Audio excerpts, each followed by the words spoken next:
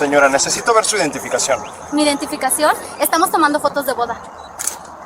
Oficial, ¿cuál es el problema? Le estoy pidiendo que coopere.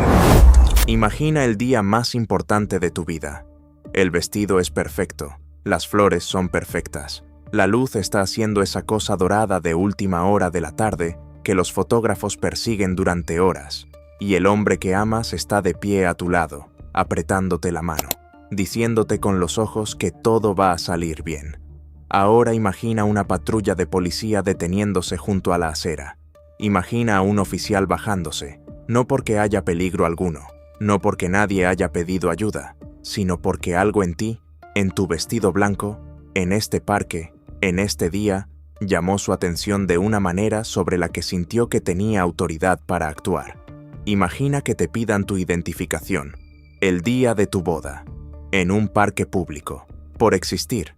Eso no es una hipótesis, no es un experimento mental sacado de un libro de texto sobre injusticia sistémica. Eso fue lo que, según los reportes, le ocurrió a una novia hispana en medio de uno de los momentos más alegres que una persona puede vivir. Y cuando terminó, cuando los oficiales se marcharon y la fiesta de boda quedó en un silencio atónito, tratando de procesar lo que acababa de pasar, ese momento no se perdió. Quedó documentado, quedó presenciado, y finalmente fue llevado ante el sistema legal, donde una ciudad escribió un cheque por $1.200.000. Esa cifra importa, no porque el dinero borre lo que ocurrió, sino por lo que señala, por lo que admite, incluso cuando nadie usa exactamente esa palabra. Porque las ciudades no pagan más de $1 millón a menos que algo haya salido terriblemente, innegablemente mal. Así que volvamos al principio. Caminemos por todo lo que condujo a ese momento en el parque, todo lo que siguió y todo lo que ese acuerdo nos dice sobre el peso invisible que los estadounidenses hispanos cargan incluso en los días en que se supone que solo deberían cargar alegría. Las bodas requieren meses de planificación, a veces años. Cada detalle, el lugar, el servicio de comida, las flores, el DJ, es el producto de incontables decisiones tomadas a lo largo de incontables noches, muchas veces sobre hojas de cálculo, tableros de Pinterest y conversaciones tranquilas sobre qué tipo de día quieres recordar por el resto de tu vida. Para la pareja en el centro de esta historia, ese día por fin había llegado. Según los relatos públicos del incidente, la novia y el novio, ambos hispanos, estaban en medio de una sesión de fotos de boda en un parque, un espacio público, abierto a todos, en un día despejado con esa clase de luz que los fotógrafos esperan específicamente. La fiesta de boda estaba reunida. Probablemente había música. Seguramente había risas. Esa energía nerviosa tan particular que nace de saber que este día, entre todos los días, está siendo grabado para siempre. El fotógrafo estaba haciendo su trabajo. La pareja estaba haciendo lo que hacen las parejas durante una sesión de fotos de boda. Seguir instrucciones, mantener poses, intentar verse naturales mientras son intensamente conscientes de que están siendo observados a través de un lente. Y entonces llegó otro tipo de lente. Un oficial de policía, en una patrulla, supuestamente se detuvo cerca del área donde se estaban tomando las fotos de la boda. Lo que vino después, según testigos y documentos legales, no fue una revisión breve y cortés. Fue una confrontación. El oficial supuestamente exigió identificación a miembros de la fiesta de boda, incluida, según múltiples versiones, la propia novia. Deja que esa imagen se asiente por un momento. Una mujer con vestido de novia, de pie en un parque público, a quien le piden probar que tiene derecho a estar allí. No existe ninguna ordenanza que exija que una novia cargue identificación durante su propia sesión de fotos de boda. No existe ninguna ley, local, estatal o federal, que le dé a un oficial autoridad para exigir identificación a una persona que no es sospechosa de cometer un delito, que no está causando disturbios, que no está obstruyendo nada. El estándar legal para un alto de ese tipo ha sido debatido en tribunales de este país durante décadas, y la respuesta nunca ha cambiado. Se necesita una sospecha razonable y articulable de que se cometió o se está cometiendo un delito. Estar de pie en un parque con un vestido de novia no cumple con ese estándar. Pero el oficial, según los reportes, no parecía preocupado por ese estándar, y lo que ocurrió después pondría en marcha una cadena de acontecimientos que no terminaría durante años, y no terminaría en silencio.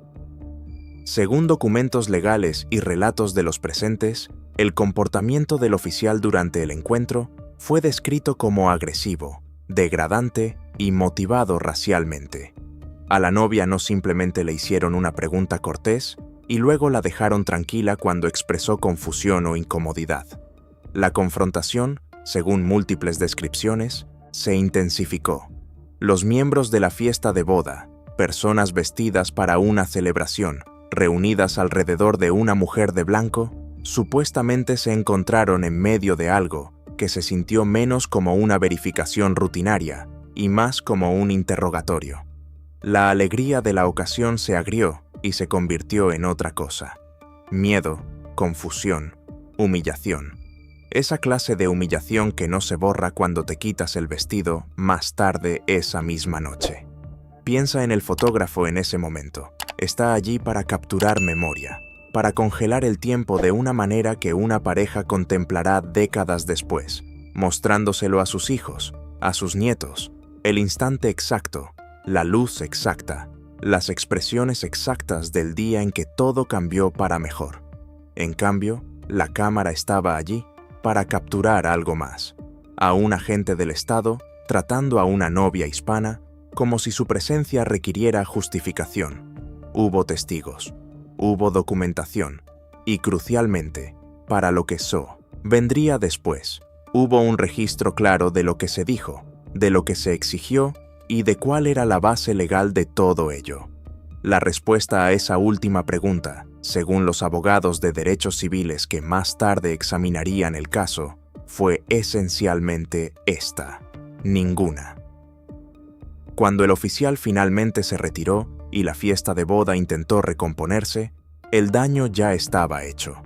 No solo al ambiente del día, aunque ese daño fue real y significativo, sino a algo más profundo, a la sensación de seguridad que se supone que todo estadounidense debe poder dar por sentada en un espacio público, a la suposición de que existir siendo hispano, incluso vestido con los símbolos inconfundibles de una boda, no te convierte en sospechoso. Esa suposición había quedado destrozada, y la novia, según múltiples relatos, no estaba dispuesta a dejarlo sin respuesta. Hay un tipo particular de valentía en decidir presentar una queja contra un oficial de policía. No es la valentía simple de decir algo en el calor del momento. Es la valentía sostenida y deliberada de decidir, después de que la adrenalina se ha ido, después de haber intentado rescatar lo que quedaba de tu día de boda, después de haber pasado un tiempo sentado con lo ocurrido y con todas las emociones que eso trae, que vas a llevar esto adelante dentro de un sistema que no siempre ha tratado bien a las personas que se parecen a ti. La novia y su familia supuestamente decidieron emprender acciones legales. Lo que siguió fue el tipo de proceso que requieren los casos de derechos civiles: documentación, asesoría legal, quejas formales, resistencia institucional y una larga espera para ver si alguien en una posición de autoridad se tomaría el asunto en serio. Los abogados de derechos civiles que examinaron el incidente supuestamente identificaron múltiples violaciones potenciales, no solo de la decencia básica, sino de derechos constitucionales. Las protecciones de la Cuarta Enmienda contra detenciones irrazonables, la garantía de igual protección ante la ley de la 14ª Enmienda, el principio, antiguo, sencillo y repetidamente reafirmado, de que un oficial no puede detener legalmente ni exigir identificación a una persona a menos que tenga una sospecha razonable de que ha cometido o está a punto de cometer un delito. Una novia en un parque público no constituye sospecha razonable. Un grupo de personas hispanas celebrando una boda no constituye sospecha razonable. Y, sin embargo, la queja avanzó por el sistema. Y de la forma en que suelen hacerlo estos casos, atrajo atención, no solo de abogados, sino del público. Porque la imagen misma, la pura audacia de todo ello, una mujer con vestido de novia siendo confrontada por la policía, por el delito de estar presente, era el tipo de cosa que no necesitaba explicación. Hablaba por sí sola. Cuando historias como esta se hacen públicas, las instituciones tienden a responder de unas cuantas maneras, previsibles. A veces lo niegan todo, a veces llevan a cabo revisiones internas que en silencio concluyen que el oficial actuó dentro de la política. A veces ofrecen lenguaje vago sobre investigaciones en curso y compromisos con revisar procedimientos de capacitación. Y a veces, cuando la evidencia es abrumadora y la exposición legal es innegable, escriben un cheque. En este caso, según los reportes públicos sobre el acuerdo, la ciudad finalmente accedió a pagar $1.200.000 para resolver la demanda. $1.200.000. Ahora bien, los acuerdos vienen con letra pequeña. En la mayoría de los casos civiles, un acuerdo no constituye una admisión de responsabilidad. La ciudad puede escribir un cheque y al mismo tiempo decir, oficialmente, que no ocurrió ninguna mala conducta. Los abogados de ambos lados entienden esta danza y la ejecutan con fluidez. La demandante recibe compensación. La institución evita un juicio y la exposición probatoria que viene con él. Pero aquí está el punto sobre un acuerdo de este tamaño en un caso como este. Dice algo, lo admita la ciudad o no. Las ciudades no gastan más de $1 millón del dinero de los contribuyentes, resolviendo casos que creen que pueden ganar.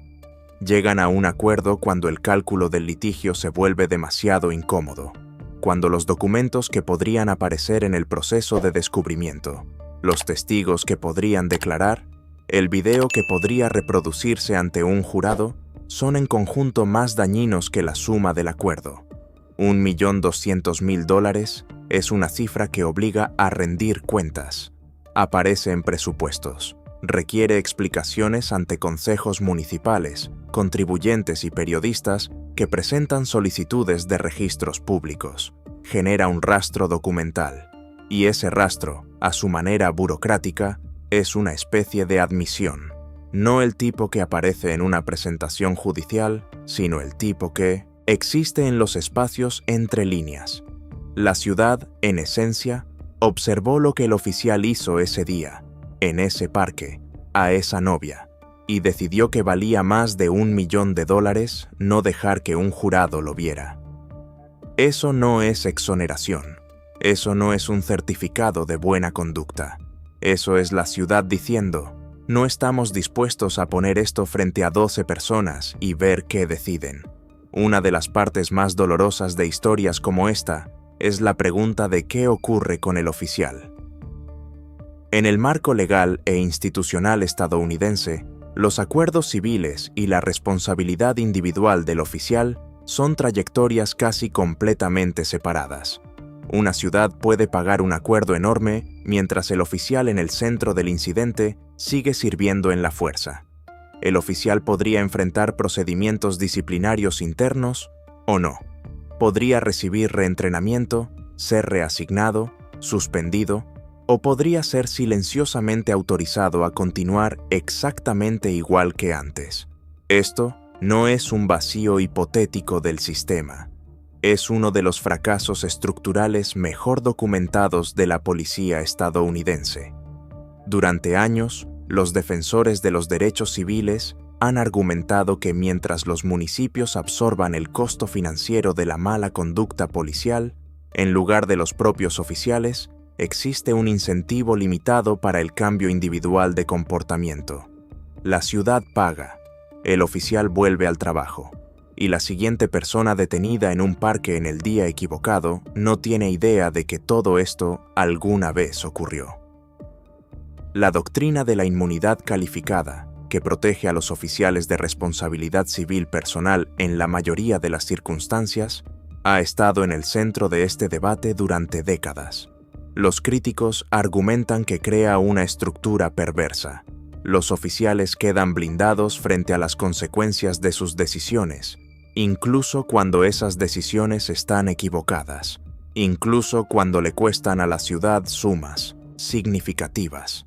Sus defensores argumentan que es necesaria para permitir que los oficiales tomen decisiones en fracciones de segundo, sin temor a la ruina financiera personal. Lo que no está en disputa es el resultado. En casos como este, suele ser la ciudad, y por extensión, los contribuyentes, la que carga con el peso financiero de la mala conducta policial, no el oficial en sí. Si el oficial del caso de la novia enfrentó consecuencias individuales significativas, y de qué tipo fueron, no formaba parte, según los relatos públicos disponibles, de la resolución del acuerdo. Ese silencio es su propia clase de declaración. Aquí está la parte incómoda de esta historia. No es única. Los incidentes documentados de estadounidenses hispanos siendo confrontados por la policía en espacios públicos por participar en comportamientos completamente legales se han convertido en su propio género de noticias en Estados Unidos.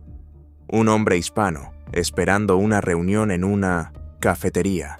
Una familia hispana haciendo una parrillada en un parque público. Un estudiante hispano durmiendo en una sala común de una residencia universitaria.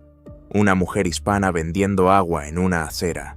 Adolescentes hispanos nadando en una piscina comunitaria. Un observador de aves hispano pidiéndole a una mujer que ate a su perro. Cada uno de estos incidentes, de manera aislada, puede explicarse. Un malentendido. Una reacción exagerada, desafortunado, pero no necesariamente sistémico. Pero la acumulación de todos ellos, documentados a lo largo de años, ocurriendo en ciudades distintas, con oficiales distintos, en regiones distintas del país, dibuja una imagen difícil de ignorar. Los científicos sociales y los estudiosos del derecho usan la frase percepción racial de amenaza para describir un sesgo documentado en la evaluación del peligro. El fenómeno respaldado por investigaciones, según el cual es más probable que personas hispanas sean percibidas como amenazantes o sospechosas, incluso cuando su comportamiento es idéntico al de personas no hispanas en el mismo contexto. Estudio tras estudio, usando una variedad de metodologías, ha encontrado este patrón. Aparece en entornos de laboratorio, aparece en análisis de datos policiales del mundo real, y aparece, de la forma más humana y devastadora posible, en historias como esta. Una mujer con un vestido blanco, flores en el cabello, amor flotando a su alrededor, percibida como alguien a quien había que controlar. Eso no es un accidente, es un patrón, y los patrones, especialmente los que le cuestan a una ciudad más de $1 millón por incidente, eventualmente tienen que ser atendidos, no solo con acuerdos, sino con cambios estructurales. Seamos precisos en algo. Cuando una ciudad llega a un acuerdo de derechos civiles por $1.200.000, ese dinero no sale de una partida gubernamental llamada Fondo de Mala Conducta. Sale del presupuesto operativo general del municipio, el mismo conjunto de recursos que financia reparaciones de calles, programas escolares, departamentos de bomberos, bibliotecas y servicios sociales. Cada dólar pagado para resolver un caso como este es un dólar que no se gasta en otra cosa, en algo que una comunidad eligió a través del proceso democrático, en infraestructura o salud pública, o programas extracurriculares o cualquiera de las cosas por las que realmente votan los residentes de una ciudad. El costo financiero de la mala conducta policial, en otras palabras, es un impuesto. Lo pagan los habitantes de una ciudad, incluidas las mismas comunidades que tienen más probabilidades de estar del lado que recibe esa mala conducta en primer lugar. Las familias hispanas de la ciudad donde ocurrió esto contribuyen al presupuesto municipal, que ahora pesa $1.200.000 menos, porque un oficial decidió que una novia hispana en un parque necesitaba ser interrogada. Hay algo casi perfectamente circular en esa injusticia. Y hasta que las ciudades empiecen a encontrar maneras de hacer visible ese costo, de conectarlo explícitamente en la conversación pública con las decisiones específicas que lo generaron, la estructura de incentivos no cambia. Los oficiales siguen actuando en función de percepciones sesgadas de amenaza porque las consecuencias recaen sobre alguien más, sobre el presupuesto, sobre el contribuyente, sobre la próxima generación de servicios de la ciudad. Los defensores de los derechos civiles han pedido durante años mayor transparencia financiera en torno a los acuerdos por mala conducta policial, desgloses públicos y accesibles de cuánto gastan las ciudades anualmente en estos pagos, qué departamentos generan mayor exposición, qué oficiales individuales aparecen repetidamente en las quejas. Algunas ciudades han empezado a publicar esos datos, la mayoría no. Mientras tanto, los cheques se siguen escribiendo. Y las personas que los escriben rara vez son las mismas que tomaron las decisiones que los hicieron necesarios. En algún lugar, entre todo el lenguaje legal y el análisis institucional, hay un ser humano. Una mujer que se despertó en uno de los días más significativos de su vida con 1000 cosas en la mente. Y ninguna de ellas era una confrontación con la policía. Que se puso un vestido que probablemente se probó más de una vez, de pie frente al espejo, imaginando este día. Que estuvo junto a la persona que ama en un parque público, tratando de sostener ese momento el mayor tiempo posible. Y luego le arrebataron ese momento. Ningún acuerdo devuelve lo que se perdió en esos minutos. Ninguna cantidad de dinero devuelve las fotos que no se tomaron, las risas que se cortaron en silencio, la alegría sencilla que se convirtió en un cálculo de lucha o huida en un día que no se suponía que exigiera ningún cálculo. Lo que sí hace el acuerdo, lo que el sistema legal, en su mejor versión, puede hacer, es ofrecer una forma de reconocimiento. Un reconocimiento institucional, por más apagado que sea, por más cubierto que esté de lenguaje legal, de que ocurrió algo incorrecto, de que el daño fue real, de que tenía un valor. Los abogados de derechos civiles a menudo hablan del valor no monetario del litigio, incluso cuando los casos se resuelven mediante acuerdos. El proceso de obligar a una institución a enfrentarse con su propia documentación, a sentarse al otro lado de una mesa de negociación con la evidencia de lo que hizo su oficial, a tomar una decisión sobre si quiere que esa evidencia se presente públicamente. La decisión de llegar a un acuerdo es, en sí misma, un dato significativo. Es la institución parpadeando. La novia también parpadeó, pero en la otra dirección. Decidió no apartar la mirada, no aceptar el contrato social informal que dice: absorbe esto, no causes problemas, déjalo ir por el bien de un día que ya quedó, parcialmente arruinado. Decidió hacer que costara algo, y costó. Hay algo específicamente significativo en el escenario de este incidente que va más allá de los detalles legales. Las fotografías de boda no son un detalle incidental, son la creación deliberada e intencional de memoria.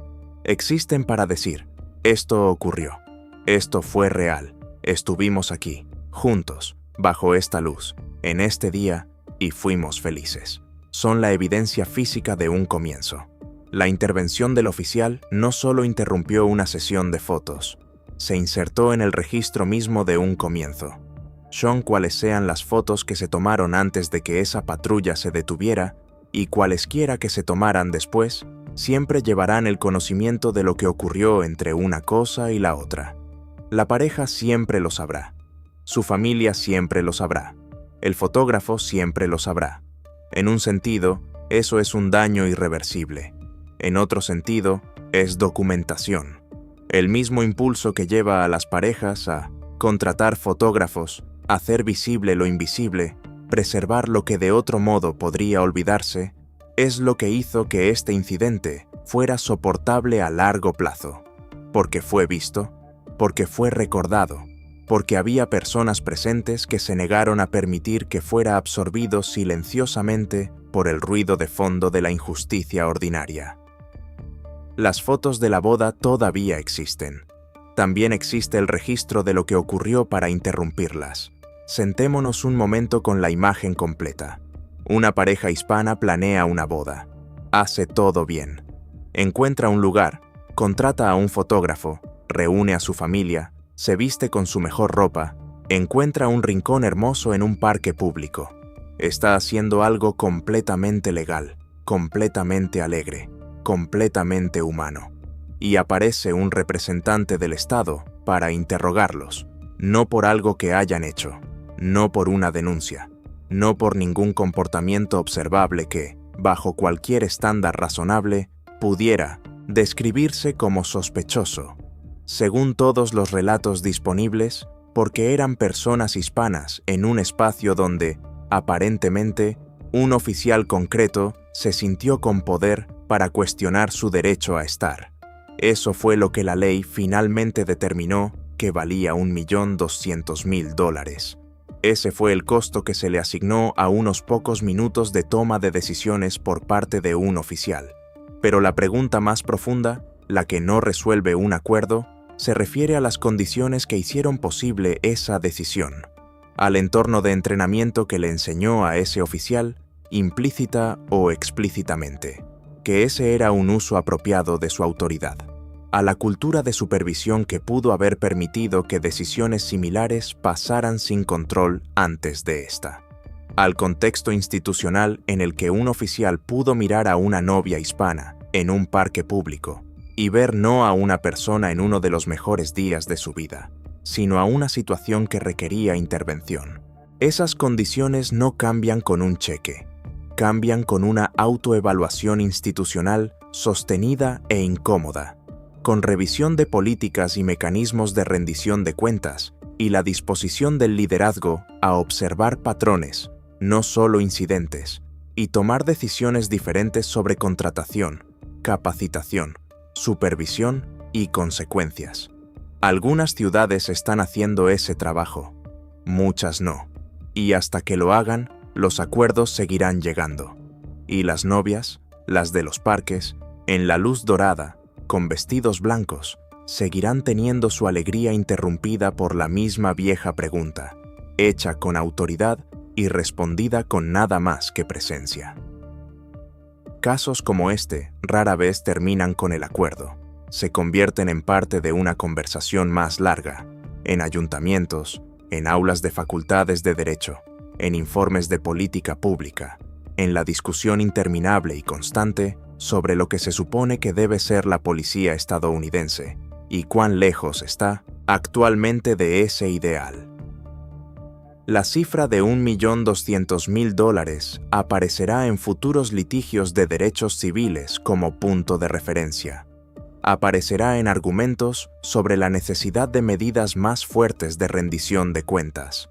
Aparecerá en discusiones sobre qué clase de conductas están dispuestas a financiar las ciudades, en la práctica, a través de su defensa del comportamiento de los oficiales. Y la historia misma, la novia, el parque, el vestido blanco, la patrulla, seguirá siendo lo que fue desde el momento en que ocurrió.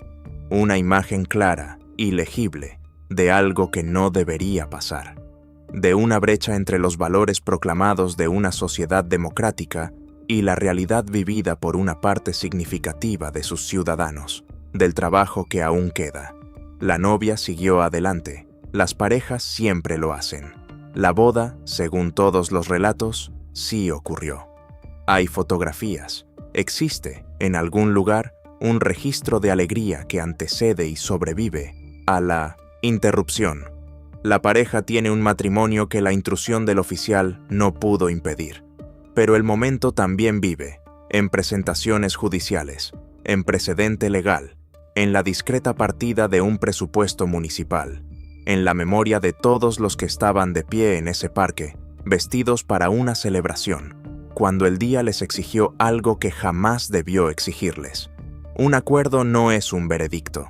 La ciudad no compareció ante un juez o un jurado para escuchar las palabras «Usted es culpable». Ningún oficial fue condenado por nada. No se firmó ninguna confesión. El lenguaje oficial, como es habitual en los acuerdos civiles, casi con certeza, contenía alguna versión de la frase «sin admisión de responsabilidad». Pero el lenguaje es solo una parte de la historia. La realidad práctica de un acuerdo por $1.200.000 es esta. Alguien, en algún lugar de la estructura legal o municipal de esa ciudad, miró la evidencia, los relatos de los cientos de testigos, la documentación, el marco constitucional, la probable composición de un jurado, y tomó una decisión racional.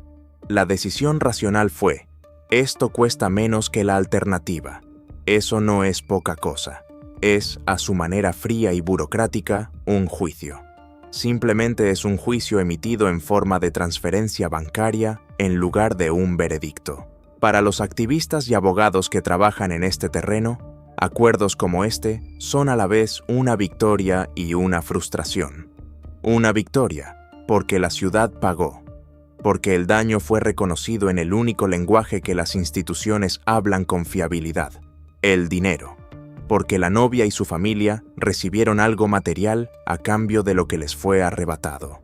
Una frustración, porque el acuerdo resuelve el caso sin resolver el problema, porque la ciudad puede pagar y al mismo tiempo mantener, al menos oficialmente, que no se hizo nada malo, porque el oficial quizá nunca enfrente el tipo de rendición de cuentas pública y clara que realmente podría cambiar conductas, porque la siguiente persona, en el próximo parque, en la próxima ciudad, en la próxima ocasión en que un estadounidense hispano simplemente intente existir con alegría en público, podría encontrarse con el mismo cálculo, la misma autoridad, la misma vieja pregunta. Esta historia, en última instancia, nos pide considerar algo, no solo sobre la policía, no solo sobre la raza, no solo sobre la arquitectura legal de los derechos civiles, sino sobre qué clase de sociedad estamos intentando ser. Una boda es uno de los rituales humanos más antiguos. A través de culturas, siglos, enormes diferencias de religión, tradición y geografía, la declaración de amor y compromiso entre dos personas siempre ha sido tratada como algo por lo que vale la pena detenerse.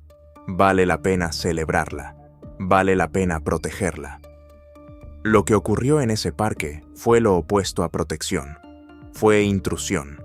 Fue la irrupción de la autoridad estatal en un momento de alegría privada, no porque la ley lo exigiera, no porque ningún ciudadano pidiera ayuda, sino porque un oficial tomó una decisión basada, según las alegaciones legales y el posterior acuerdo, en algo distinto de una causa legal. La ciudad ya ha pagado por esa decisión.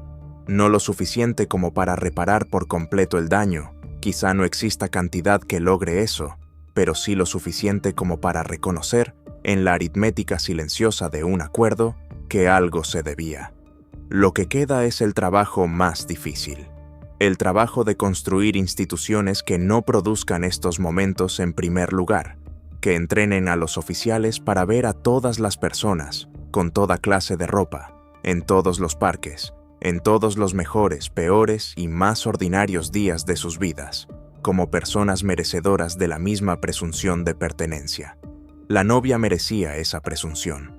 La merecía todos los días de su vida. La merecía especialmente ese día.